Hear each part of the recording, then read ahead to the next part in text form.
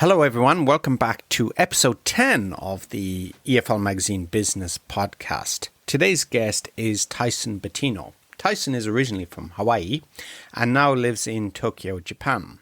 Tyson started his adventure in Japan as an Eikaiwa language school teacher and transitioned to ALT, assistant language teacher, and then to Interac as a trainer. With two Japanese co-founders, he started the fast-growing One Coin English language school with 11 branches in Japan and now has an affordable Japanese lesson provider called Japan Switch. I had a great chat with Tyson about scaling, managing, budgeting, and applying an LCC model to language schools. I hope you enjoy the show. Hey everyone, buckle up for a new episode of the EFL Magazine Business Podcast, the one and only podcast made to help you launch your business or take your existing business to a level of success you could never have imagined. Whether you're a school owner, freelancer, publisher, or other entrepreneur, you're sure to pick up lots of actionable advice when you listen to the EFL Magazine Business Podcast. Remember to visit eflmagazine.com for great articles and features. Without further ado, here's your host, the founder of EFL Magazine, Philip Pound.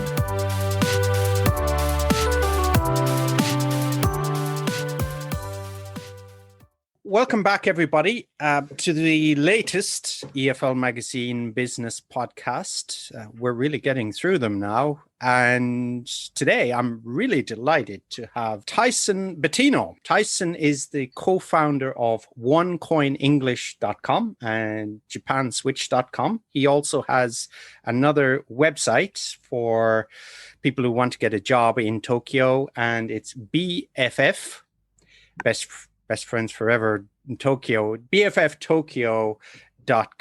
And I'm delighted and really excited about talking to Tyson today. So, Tyson, how are you? I'm doing great, and it's a pleasure to be on your podcast. Fantastic. It's great to have you. So I think we've kind of known about each other for a while, and I've been kind of watching your activities, and you're very busy online. And how many schools have you got now? So for our English school, we have 11 locations. Oh, wow.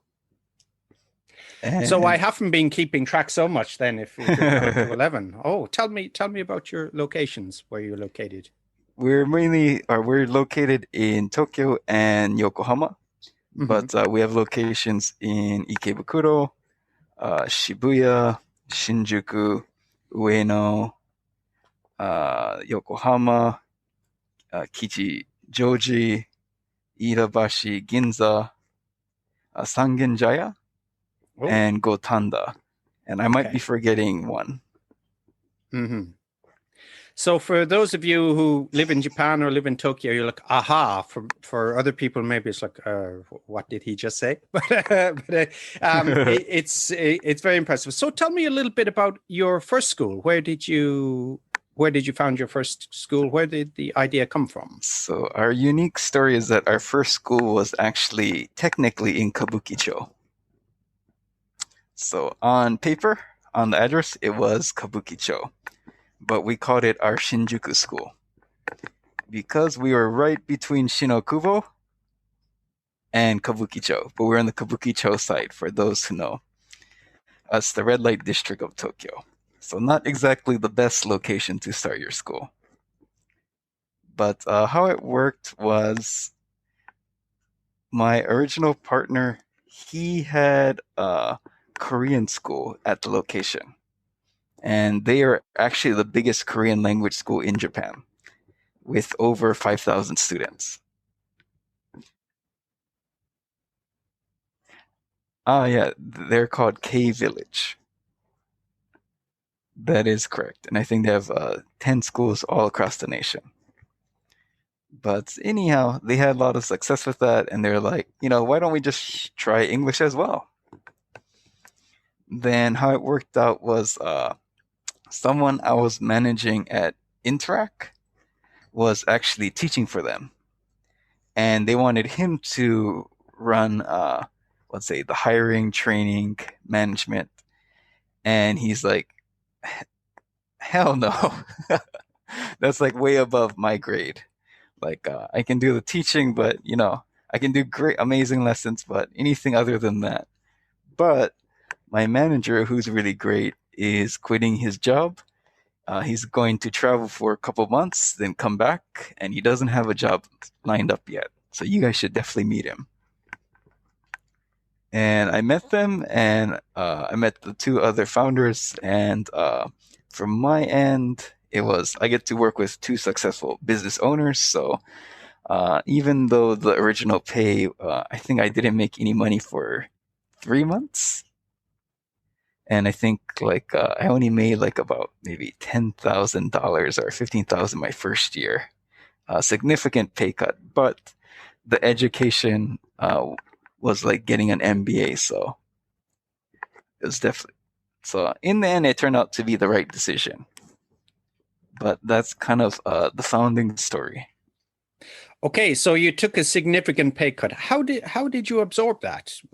How were you prepared for this? I was prepared for it.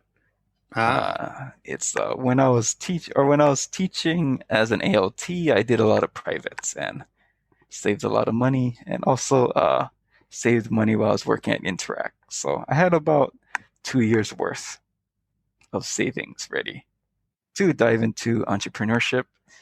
And the main reason I wanted partners was because I wanted to move quickly. And the main reason for that was I was a manager at Interac, and I had actually managed the biggest client of Interac, which was the city of Yokohama. So I was in charge of 150 full-timers. So yeah, I could have made my own school, but I really wanted to move fast, and I wanted to have a team that had different specializations. So, for example, one of the founders, he was a marketing expert. The other one was shop, I guess I would say. He's helped with several chain shops before to expand and the interior and stuff like that. Then I brought I brought the training, management, and hiring background. And I also had to develop the curriculum from scratch as well, which the Interac experience did prepare me for. So yeah, we had the right team to move quickly. Yeah, it seems so. You complemented each other, supplemented each other's skills, and so you always wanted to be an entrepreneur, but you were just waiting for the opportunity, it seems. That was a good question. I guess my grandparents were entrepreneurs. They had their own store in Hawaii, but I actually never thought I was going to be an entrepreneur until I worked at Interac. But I guess the long story short was being a manager at Interac was a blessing because it was really, really hard. Like really, really hard just to manage so many people and so many people from varying different backgrounds. And let's say, and some people weren't happy with their situation. So it was challenging from a management standpoint. But I guess the point I wanted to make was when I was in Interac, there was a lot of things I couldn't do that, let's say, what the client wants is what the client gets, pretty much. Things may have changed, but I did everything that I had control over, and I kind of reached the point where I couldn't do any more. And it made me realize that even if I went to another company, so it's not Interac per se, but if I went to if I became a manager at Aeon or GABA, there would be all these systemic, or there would be all these policies, history in place, and the amount of freedom I would have would be limited, and I would just have to operate in a limited span. So if I were to create my own school, then I would be able to create a culture from zero and kind of direct things the way I wanted it to see created and structured. So you found out early on that the corporate structure was not for you. That is correct. I think a lot of people maybe listen to this podcast. Me too. I think we can sympathize with that. So it's just the lack of influence, the lack of being able to do what you want or control your own time. You were very much at the beck and call of managers and office politics.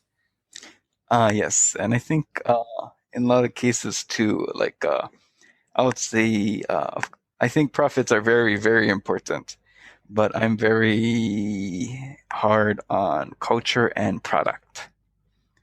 So I would maybe even work harder on product, even at the expense of some profits, just because I want the product I want to give is, or I really want to give a solid, solid product, or let's say people get what they pay for.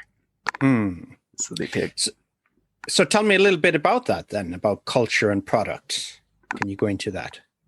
Gotcha. So for one coin English, in our case, I would say majority of our teachers are part-time teachers, and with the, compared to Interac where everyone was full-time.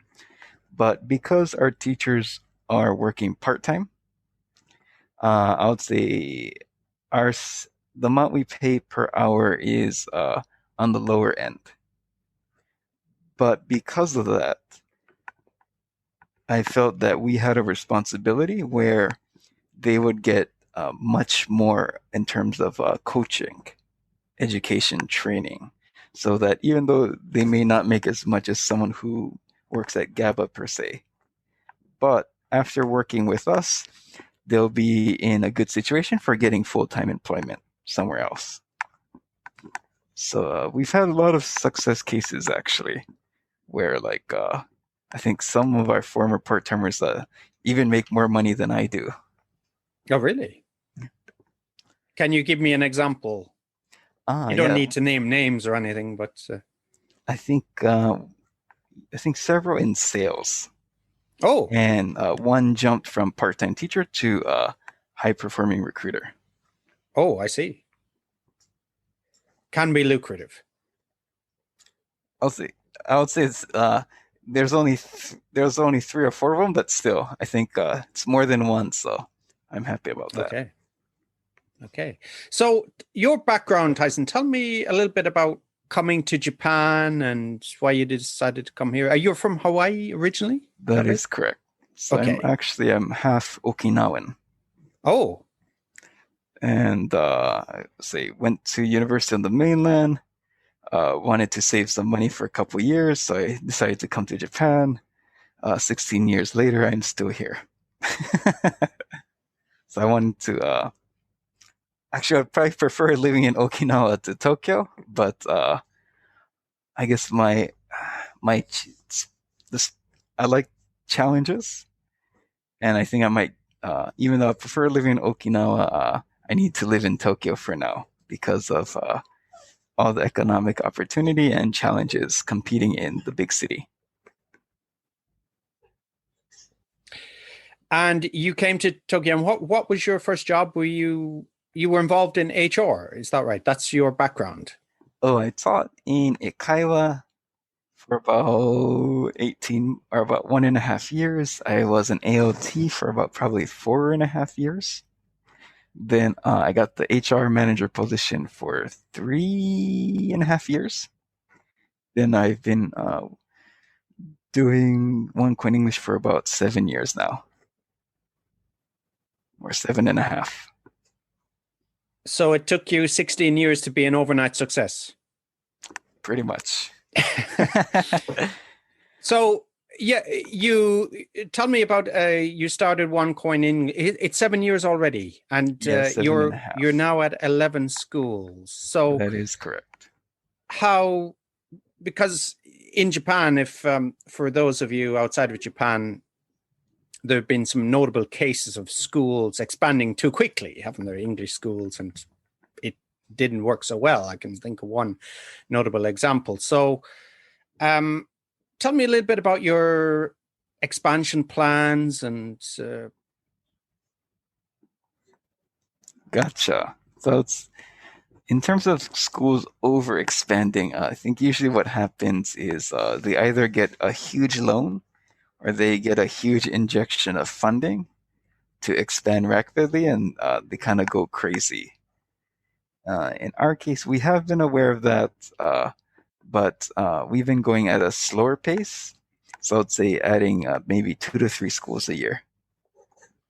And the main reason is, I would say probably every 3 schools you add, you kind of have to make a whole new jump in evolution. And in our case, yeah, I think that actually would you would have to make a huge evolution every 3 schools. Like let's say we have accounting, or we have accounting staff, we have a school development team, we have people who just recruit. Like we just have specialized recruiters, we have a specialized trainer, and there's all these types of specialized functions you need to add. So, and for that reason, we haven't gone crazy like what I mean by crazy is doubling in size every year. I think that's crazy, like going from like let's say 12 to 24, 24 to 48, 48 to 96. That would be I would say you'd really need an expert at that, and there's not really too many of them out there. But sometimes I don't think I answered your question.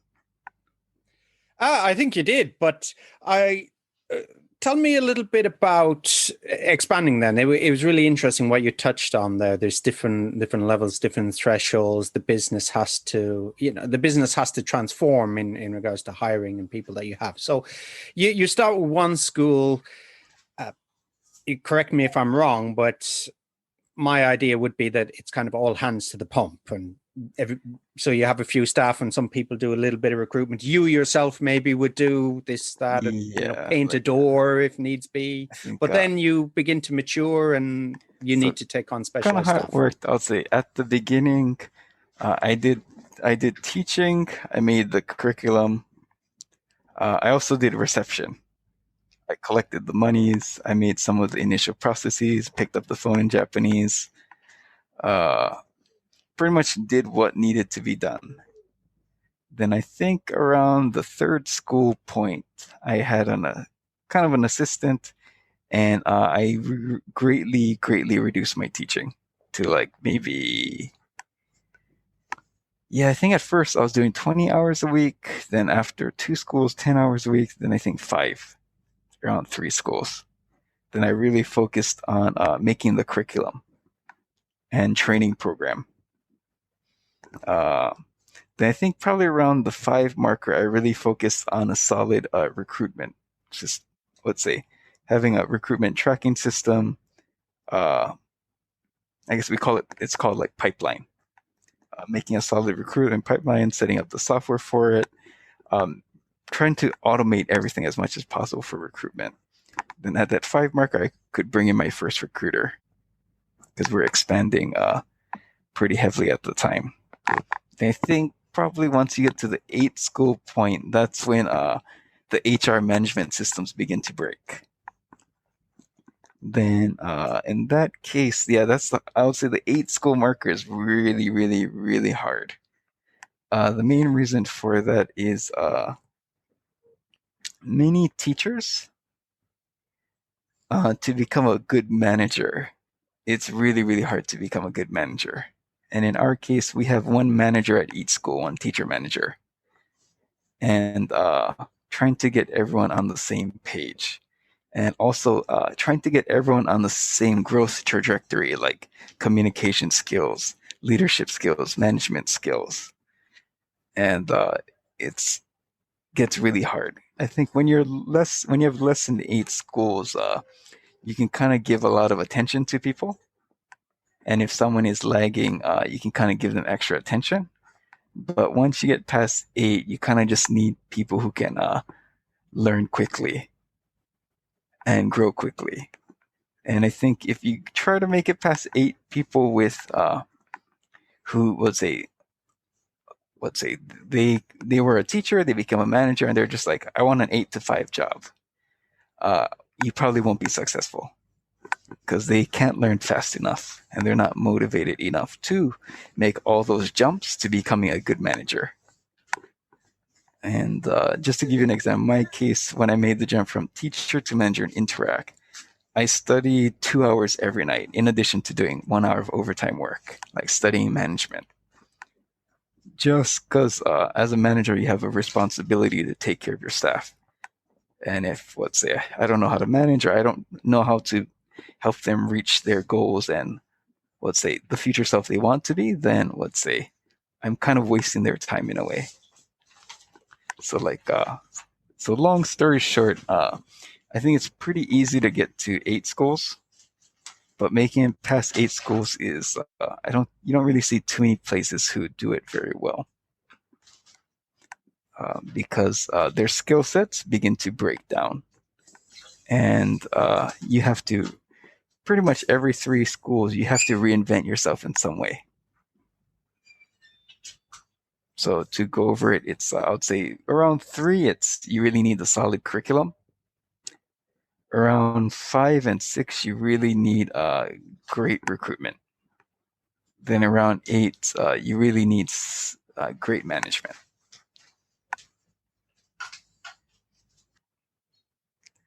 Oh, and I realized that I didn't answer your original question, which is what is our expansion strategy? And COVID-19 has greatly halted our expansion and has halted the expansion of every comparable business in the English industry in Tokyo. And I think several of the major schools have also closed down branches in Tokyo. I can't say names, but I mean, it's public knowledge, but some major chains have closed down schools and have downsized staff. So yeah, Tokyo is kind of a battlefield at the moment for the adult industry. Adult English teaching industry. Okay, yeah. I thought we were going back to Kabukicho. I have to clarify that. But surprisingly, with Japan Switch, even though we are in Tokyo, we have actually surpassed pre-corona levels. Oh. Just last month, let's say it's been a long, long year, but I've been able to, with my team, to rebuild it up higher than corona, or more students than pre-corona. Oh, and I'd like to go onto that in a few minutes, but I'd just like to pick up on where you left off on expansion, because we've been talking to a few school owners over the past few weeks, and some school owners are content with maybe 2-3 schools, and they feel that, that's the threshold. Maybe they would have to work harder for it. There's added challenges, which you've outlined. Did you have that fear or that idea at one stage? Did you have an idea in mind of how many schools or what kind of lifestyle you would have, or how does that Gotcha. work? I had, luckily, I had one advantage over most school owners, and it was I managed 150 full-timers at Interac. So, let's say when we were at 3 schools, we had maybe around 20 teachers. And 20 teachers for me, that was like, oh, well, we only have 20 teachers. So I had to elevate my mind past managing 20 teachers in my previous job. So even now, even 200 teachers is not that large of a number. Or it's because I've managed it, I've done training sessions with 100 plus people. I had the experience to do that. So it's, I think that's something you need. I think everybody can do it. You just need experience at it. So I didn't have that growing pains fears. It's actually more of our issues was more on the, I would say it's more on the marketing and school operation side. For me, it's like, it took us 7 years to get to 11 schools. That's so slow. So in my mind, it was actually too slow. Oh, really? Well, it's different for everybody. I'm sure there's there's people listening and they think 11 schools in 7 years is a super success. But people have different expectations. And do you think with success, your expectations change? How does it change to be successful? How does your mindset change? Gotcha. I think it depends on the person, but I've seen it gone bad, like in cases where people pay themselves too much and they don't, they don't spread the wealth. Or let's say, based on your profits, you spread the wealth with the staff. And I find that people who focus too much on themselves, they become complacent, and their school will probably deteriorate once a new challenge comes, like COVID-19. It's like, because they didn't invest the money into the school, the systems, processes.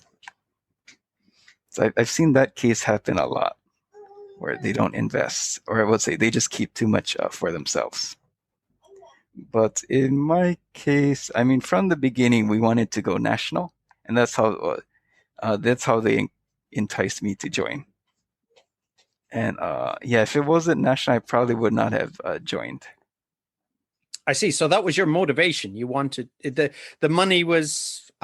So if you think about the priority, where does money come? Where does customer satisfaction? Where does expansion come? I mean, Gotcha. I would say, for me, challenge is probably number one. Number two is customer satisfaction. Then three is money. But I think if you do number one, if you focus on challenges, number three will come naturally.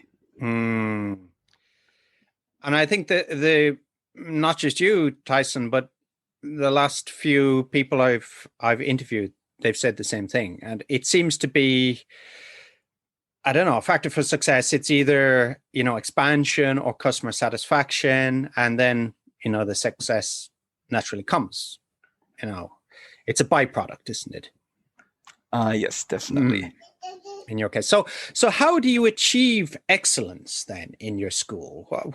How do you get people to come and like what you do? And I think it was Chris Jagesia last week. We talked about people loving your product, people loving your school. His words.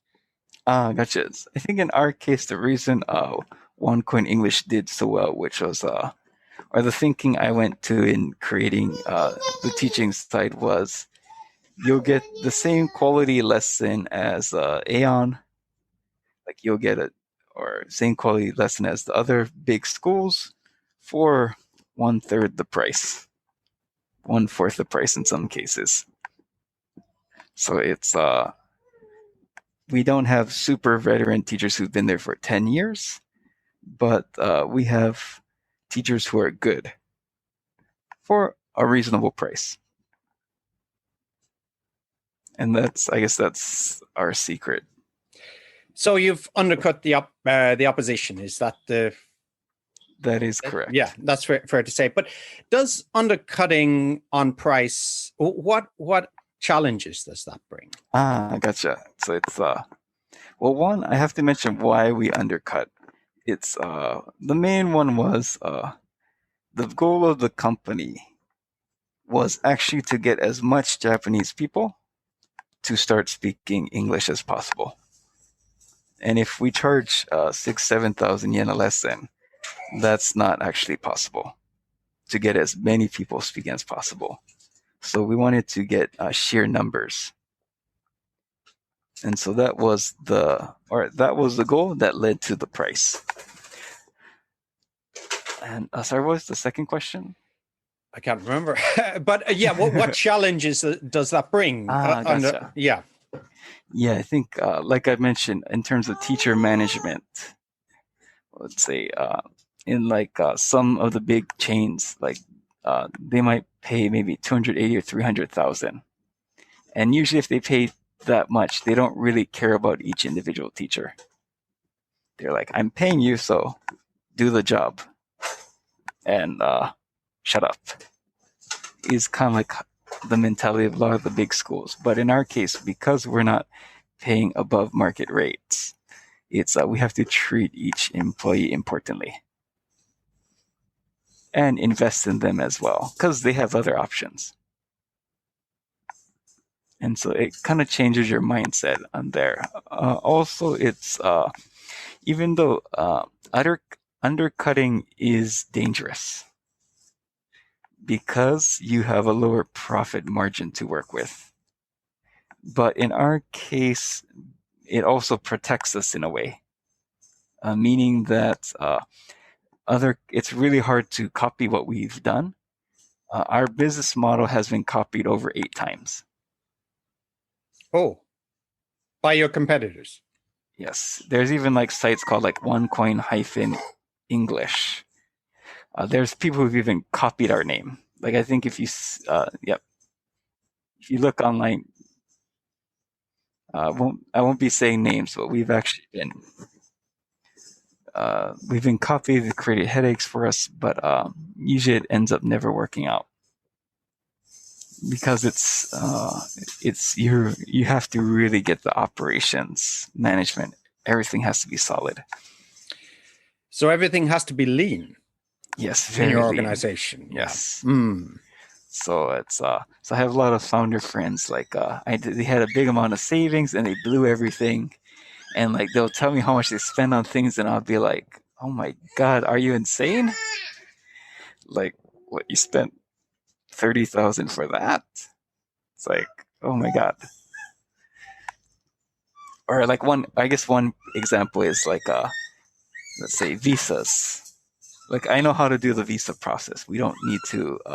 I figured it out. I created a manual. I created a process, and I just gave it to our team. Just follow this exactly. And so we don't need to pay outsiders to do the visa process for us. And how can you be leaner? What fat can you trim off, do you think?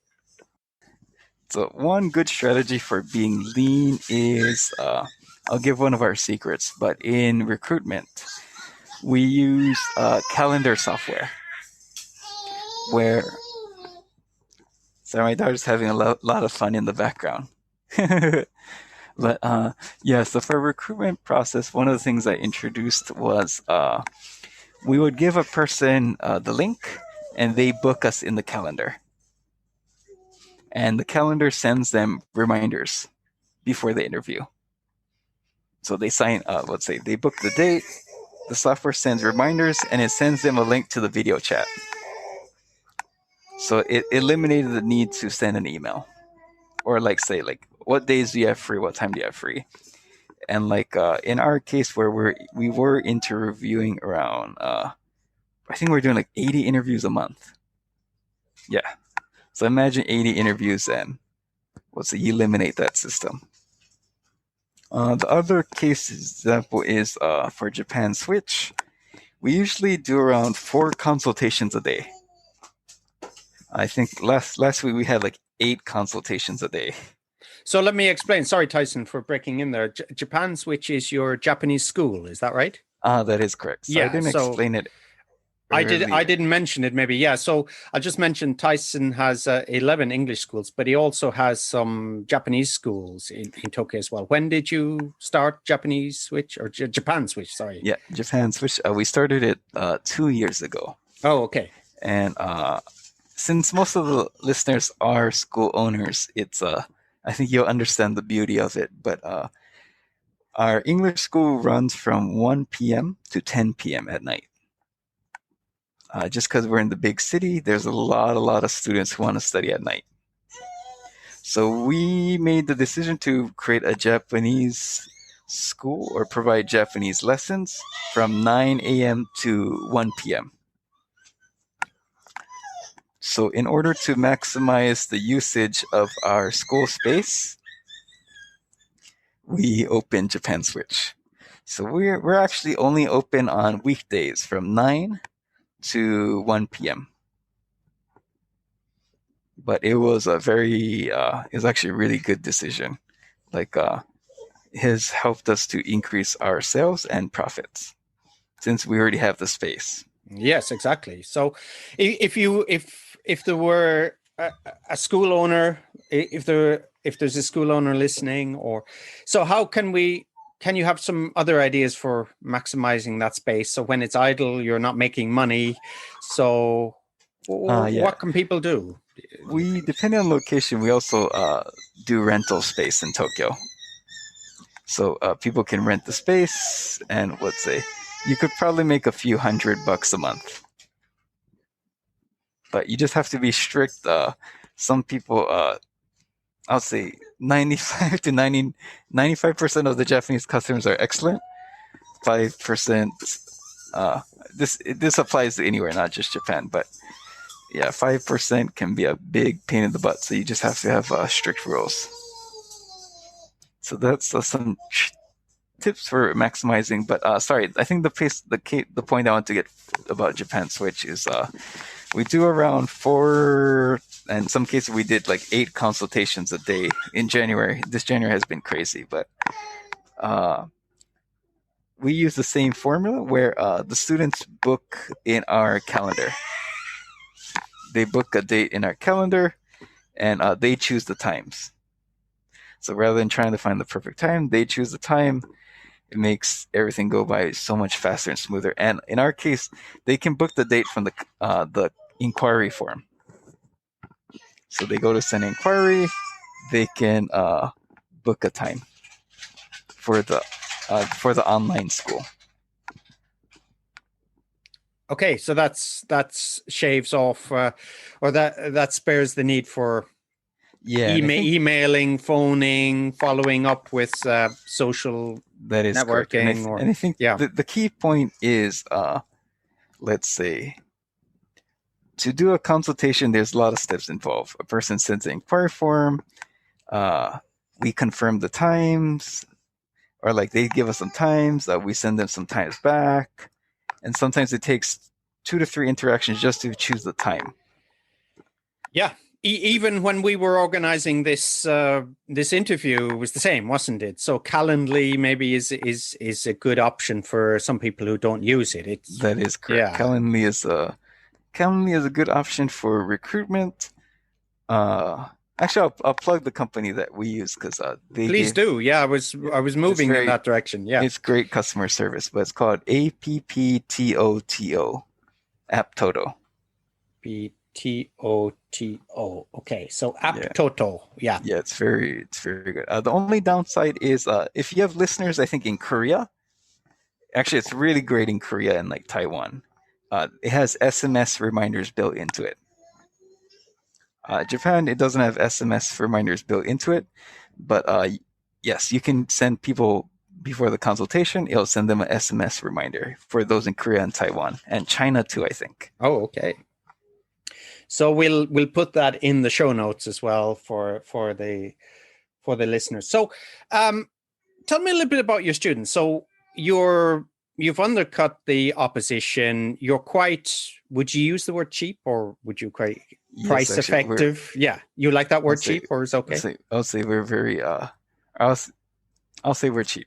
Okay, good. Yeah. So, you have to call a spade a spade. Exactly. Okay, it's a little bit like the low cost carriers in Europe. They call themselves cheap. Exactly. So that's actually the concept we did with the school. Or in our business plan, we are the LCC of Eikaiwa. Okay. So some people may think, maybe, I don't know if it's your experience, that a couple of things. One is it's cheaper, so I don't know about the quality. Number 2 is it's cheaper from the point of view of the school. It's cheaper. We're charging a cheaper price, so people won't value it as much. Maybe they won't come to the school as much.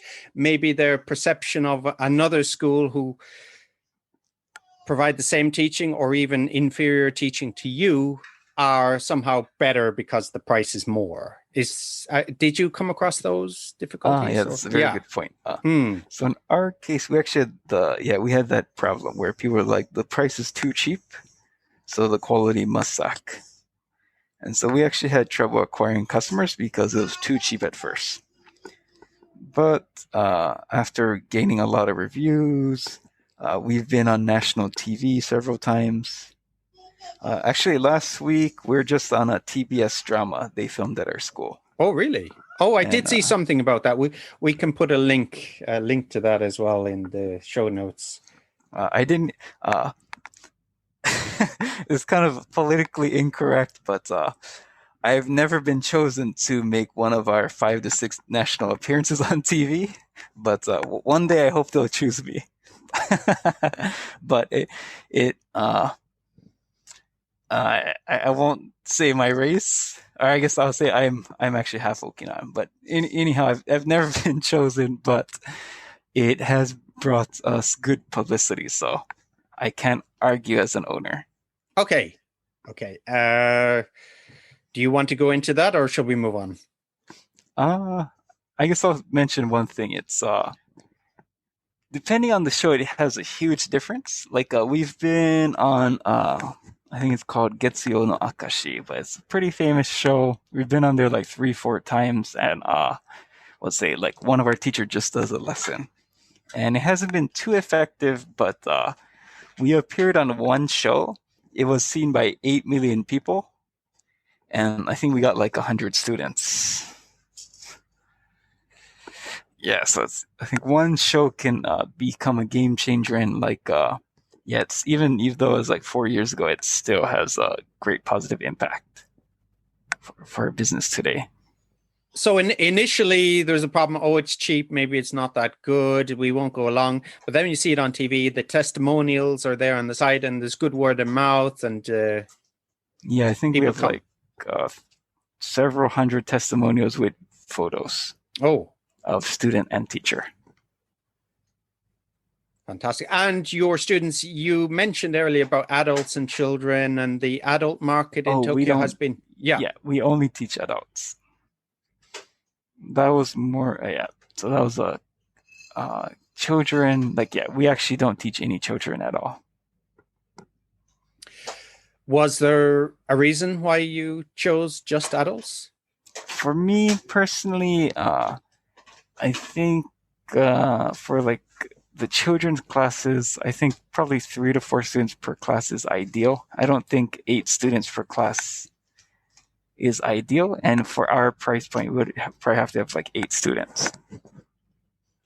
So for me, I felt that children could be better served by your other listeners. Mm-hmm. Okay.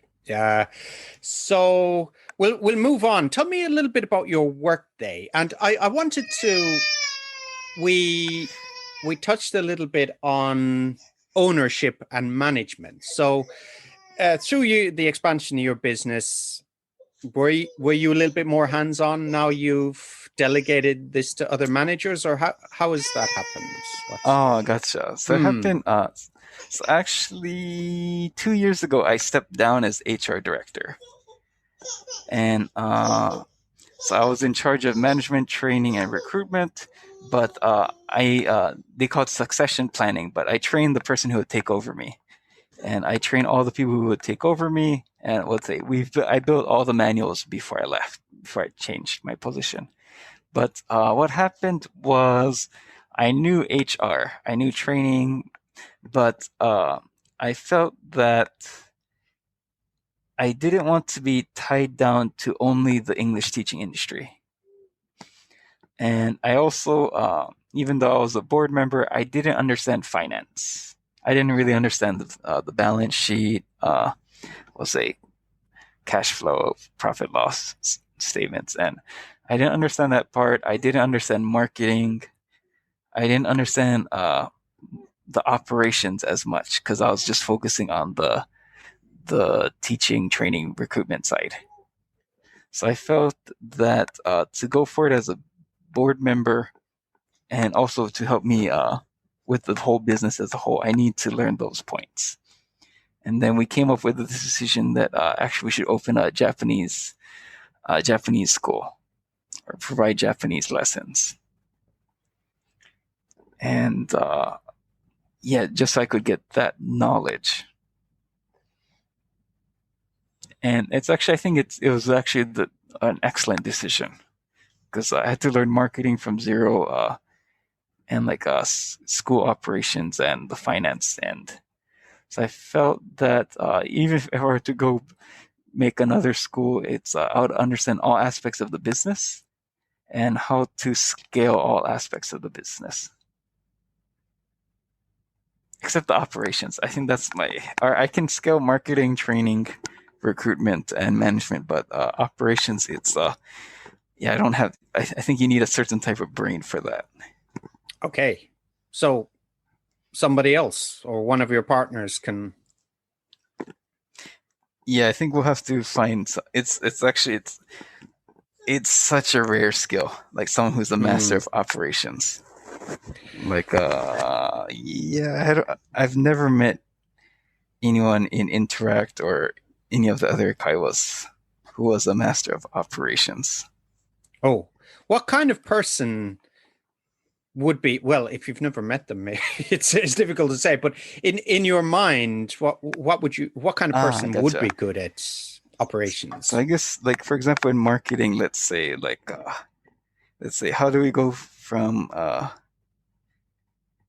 like, I can imagine, like 1 to 10 millions, or like managing like $1 million budget. I can envision all that, and I could make a plan for that, like dun dun dun. But in terms of doing the operations for like something that's 10 million, 50 million, like your brain is kind of like a machine in a way. It's kind of like a chess player, and you can see all this. You can see the 50 moves ahead. But it's kind of like chess too. Like some people, they're just meant, or it's hard work, but they also have kind of that unique. There's just something about them. And if that sounds like you can apply to Tyson. He's very interested in talking to you. If that seems like you, and you need N1 Japanese. Okay, okay, that's essential. So, tell me about generating ideas in your company. How do you come up with? Is it a collaborative thing with your teachers and your partners, or? I gotcha. Yeah, that's a good one. It's I would say it kind of differs. There's a lot of parts to it, but from 1 to 3 schools, a lot. You need to be talking a lot. I think from around 3 to 6, you need maybe even 8. 3 to 8, you need to collaborate with let's say your teacher's team a lot. But I think once you get past the 8 point, the ideas that most people give aren't actually that good. And what I mean by that is many teachers, when they see at that 8 or before then, they have amazing ideas. But once you get to the 8 point, it's not they see a problem and they come up with a solution. But when you're at 8 and above that, you need that one solution that solves 5 problems. Like a solution that solves one problem is a junk solution. You need one solution that solves 5 problems. And I think that's so I guess to answer your question, how do we come up with ideas? In the beginning, with Japan Switch, I listened to my staff a lot. They have a lot of amazing ideas. They're on the ground and they can handle things. But I think the challenge when you get past 8 is everybody at every school has an idea. And you can only choose 1 or 2. And so I guess to answer your question, I've kind of answered it, but I guess my suggestion is, which I think our management team hasn't done well enough, is probably once you get to the 12 point, you have to make sure everyone gives suggestions. The reason is you can't oversee everything. You can't see the day-to-day, and you're going to miss probably 80% of things. So your team has to tell you. So you have to be collaborative. They have to give you the ideas. But what you need a system for identifying how good each idea is. The reason that we had trouble, I think our manager had trouble with, was that people would give ideas and they wouldn't get implemented, and they would become frustrated. They're like, I gave you all these ideas, you didn't run with any of them, it takes so long. I don't want to give any more ideas anymore. Then, but what I would have done if I was the manager, like, or what I do, I don't need to do it for Japan Switch because we're not that big yet. It's different stages, but at that stage, you probably need let's say, I'll give a marketing example. When I make a marketing decision, I give every action a score. How much of an impact will it have? Will I get 10 students a month? Will I get 5 students a month? Will I get 1 student a month through this action? I give it an impact score. I give it an ease score. How long does it take? It's should it take like 10? Will it take 1 hour? Will it take 10 hours, 50, 100 hours? Then you can give it a different. You can add an additional number, but it's basically how easy is it to do for you, and how big is the impact. Then I'll make a list. And so, like, I had a lot of teachers give me ideas for Japan Switch. Then I'll tell them, oh, cool, I have 150 ideas. Your idea is ranked 120. And they would be like, oh. Then I'll be like, but it's okay. It's this is how I evaluate decisions. If you can give me an idea where I could get 10 students a month, I'm all ears. But if you have an idea that I can only get 1 student a month, it's not worth my time. So it's so to kind of answer your question in a way, it's you have to be collaborative because I'm not on the ground level, so I'm going to miss 80% of things. But you also need a way of creating a criterion for the evaluation of ideas. And a lot of what I see where managers go wrong is they just listen to ideas, and the staff don't know what type of ideas you want. And mine is very clear. It's I want an idea that can get me 5 to 10 students a month. And so even appearing on this podcast actually is based on your reputation that I accepted it, because I normally I've turned down 5 podcast offers in a row, actually. Oh, really? Wow, I'm flattered. Because I did my calculation, and I was like, yeah, actually, you only have 300 visitors, and I might get 1 person. So, yeah, it's not worth my time. So, I estimated I'll get 3 students or 3 applications to Japan Switch, japanswitch.com. And we also offer online lessons.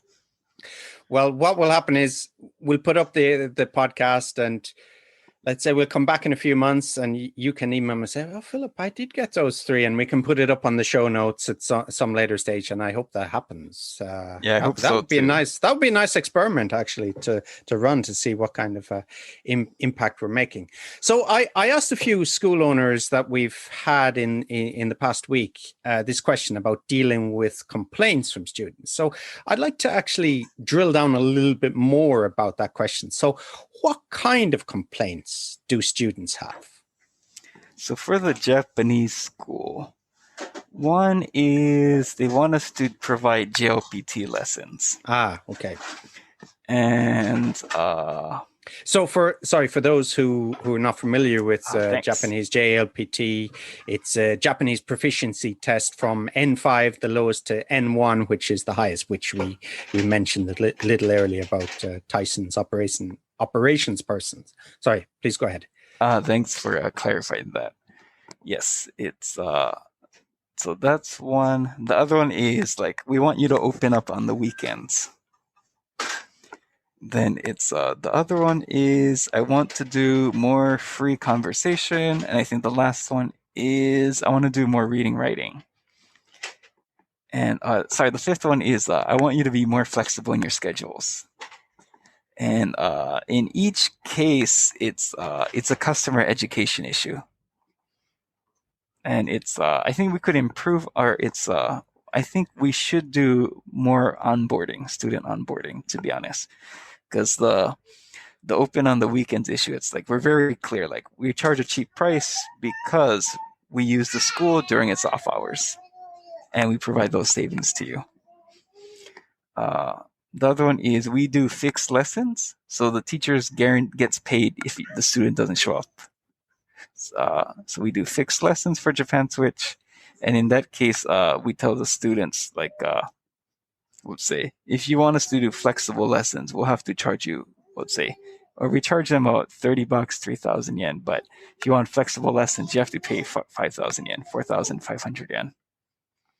So a lot of the customer complaints is because I don't blame them for forgetting, because I don't expect people to remember, but we could improve our onboarding to communicate what we are and what we're not. But for some reason, I think they know it when they sign up, but they forget afterwards, because during the sign up, we explain everything. This is who we are. This is who we're not. So you're not going to please anybody. I can relate an example. I used to work in a cinema about maybe 20 years ago, and people would come out of the screen and say the screen was too hot. Then other people would come out and say it was too cold. Then they would get the popcorn and say there wasn't enough salt. And then other people say there was too much salt for the same popcorn. So, I don't know how you deal with that. You just... Yeah. I think the issue we had was, I think it's either the class is too hot or cold, or it's too noisy. Then I've made the decision that I think people can tolerate temperature better than noise. So sometimes teachers have complained about it, but I'll just tell them, I would say, based on our experience of talking with a lot of students, you can do something to manage the temperature, but you can't manage noise in a classroom. So it's cold, wear another sweater, or wear a sweater. Okay. So when you say manage noise, is it the other students are too noisy, or? In Japan, if you have let's say, we don't have closed rooms because it's really expensive. And you have to put in a alarm, you have to put in air conditioner. So it's, to cut costs, we just have the top open. So people complain about it. And so, but we try to minimize noise. So some rooms might not get as much heat as another classroom. I see. Okay. Gotcha. So people in the lounge maybe, or other classrooms, they complain sometimes, is it? That is correct. Okay. Gotcha. So I want to talk to you about mistakes. We've all made them. I was thinking about something, a mistake I made today, and I console myself that entrepreneurs all make mistakes, and they can regale people with the mistakes they've made, and how to learn from them. So what mistakes have you made for people who are entrepreneurs, business owners, school owners? Something you said, that was a bad idea. Maybe an idea for school, for expansion, or just something that was wrong at the time, or... Trying to think of big decisions, like errors I've made in big decisions. I think, unfortunately, I have only generic answers. It's fantastic. Yeah, there are times where I should have spoke up, because I knew something would go wrong, and I didn't speak up. You didn't listen to your intuition, your gut on that. That is correct. Or I didn't feel like fighting it, even though I should have fought for it. So I think that's, and I wouldn't say this is a mistake, but I wouldn't say I wouldn't say it's a mistake, but I should have probably put more attention into running an organization. And what I mean by running an organization is how to make 50 people go in the same direction. And I think very few people, I know how to do that for like one aspect, but how do you make everyone in an organization, different teams, different functions, all move in the same direction? And I think that's a mistake I made was I overestimated my HR management skills because I only managed one niche. Whereas anyone can manage one niche, but managing an organization of different people, different backgrounds, different goals, different education, towards the same goal. That's a whole different level of thinking and strategy and planning and execution. So I'd say that's kind of what I'm doing now. Is I'm taking online courses, how to get everyone on the same page. And I think very few people can do that, even in huge corporations. And that's why a lot of big corporations die. Either they make, or it's they might have the right decision, but no one they don't execute it. Or you could have the opposite. You do the execution's perfect, but your idea sucks. But I guess my goal is actually I would like to at least do the execution right. Because that's something you can learn, but the idea there's a bit of chance in that timing. Okay. So I'm going to move on. Just a couple of questions left. It's been fascinating. I'm talking today to Tyson Batino from onecoinenglish.com. He's runs 11 English language schools in Tokyo. Do you teach other languages as well? Have you said that your partners have the largest number of Korean schools in Japan? And have you taught Chinese or French or anything like that? We've broken up from that partner. Oh, I see. Okay. A long time ago, but no, we just do English and Japanese. Okay. Is there an advantage to other languages, or you just stick to what you have? Oh, that's a good question. It's I would say in person, it's that's a tough one. I could see it being an advantage in some cases, but in our case for Japan Switch, let's say Japanese customers and the foreign residents of Japan are completely different people. So I have been spending the last 2 years remaking everything for Japan Switch. What I mean by that is the English school, they have a contract that is like, I think you have to read like 6 pages, 6 to 8 pages. The contract for Japan Switch is 2 pages, but in 16 size font. So big font, easy to read, but I had to change everything because foreign audiences, no one wants to read small print contracts. We hate that. So I made it super simple, no legalese, simple English, big font. And it's kind of, if you don't understand, it's your fault. Tell me a little bit more. That's fascinating what you said, dealing with foreign customers and dealing with Japanese. So what other differences are there? Let me think of the ones we've come up with several that give us a competitive advantage, but so one was the contract. That was a huge difference, and I actually get compliments from students. Like, your contract is so simple. I've never read any contract where I actually understood what it said. And that was by design when I was an HR manager as well. I always designed easy to read contracts. But so that was one. The other one is... So do Japanese like reading contracts, or they're just used to reading they'll read contracts? It. Yeah. Mm-hmm. They will read it. I mean, if you buy any electronic product in Japan, you're going to get chapter and verse about the product, aren't you? I mean, they're going to explain the buttons. They like going in depth, don't they? Yeah, they like understanding all the details. Then, yeah, I think the unique one for us is, in our case, we don't take cash or bank account. We just take credit card and debit card, just because it's easier to process it for us to do deductions. But in the English school, a lot of people have bank accounts. Everyone has credit cards, but for a lot of foreigners, a lot of them don't have, a lot of foreigners who come to our school actually, maybe they might be on a working holiday or something like that. But they don't make a bank account. I think nowadays you can't make one for 6 months.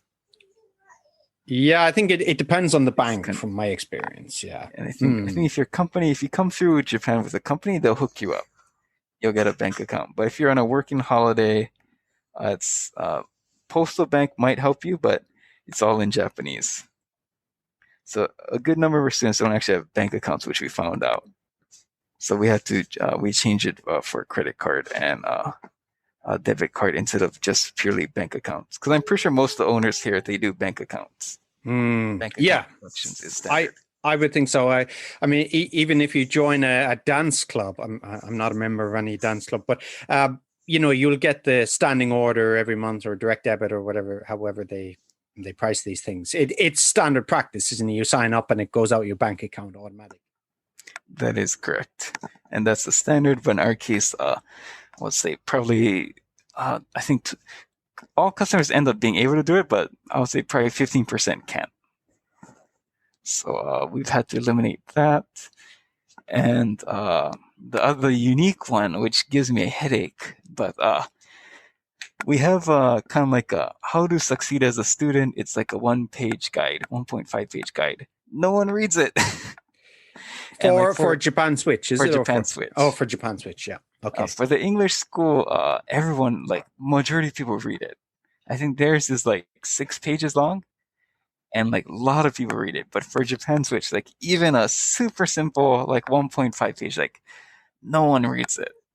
Like a lot of foreigners don't read it, and it's so that's kind of the challenge that we're facing now. It's if they were to read it, and like we actually have a really good student site. Like, how do I study vocabulary? This is how we have a guide to it. What are some good learning apps? Here's a guide to it. How to do networking in Japan. This is our guide to it. How to, let's say, do a resume, how to interview. We have guides for everything for our students' needs in Japan. But I found out that like only like 15% of our students know that we actually have a student site. And it was like, like we put all this effort. So it's that's been the interesting part. It's how to get our because we're not a full-time school. How do you get people? So that's the challenge we're facing right now, which is pretty funny. We're like, people would ask us like, oh, how do you guys recommend any apps? I was like, after like 6 months, I was like, we have an ebook on the student site on how to do it. So that's kind of funny. Like, so the Japanese, or with one coin English, we take for granted that people read things, but in Japan Switch, we have to kind of go beyond the call just to communicate one thing. Interesting. So the last question I'm going to ask you today, Tyson, it's been fascinating. So we're talking to Tyson Batino from onecoinenglish.com, japanswitch.com, and of course we'll mention bfftokyo.com as well. The future, what does the future hold? What are your plans? Without giving away any secrets here, generally, what would you like to do? Gotcha. So the English school expand as normal. For Japan Switch, we're going to continue expanding. I would say if I do get some students, I would like to appear again. Oh, yeah, sure. But, we'd love to have you back. Yeah. I didn't talk about the story, but actually for Japan Switch, we've actually surpassed our pre-COVID numbers of students. Oh. So I think we're probably the only school I know that has actually increased in size in both English and Japanese, I think. For my third project, which is bfftokyo.com, it's my media site. And I guess the best way I could describe it is it's kind of like articles like you would read on Gaijinpot, but they're 3 to 4 times, even 8 times longer. Oh, I see. What's the length there? How many words would you say? So for example, my article on full-time jobs in Japan is 10,000 words. Oh, wow. It's 25 pages, and there's links to the whole job section is probably it's everything you need to know about jobs in Japan, which is a great job board, by the way. And Peter Lackner, jobsinjapan.com. So mention Peter there. We have a lot of content on It's basically I got pissed off of having to check 4 to 5 blog posts just to find an answer.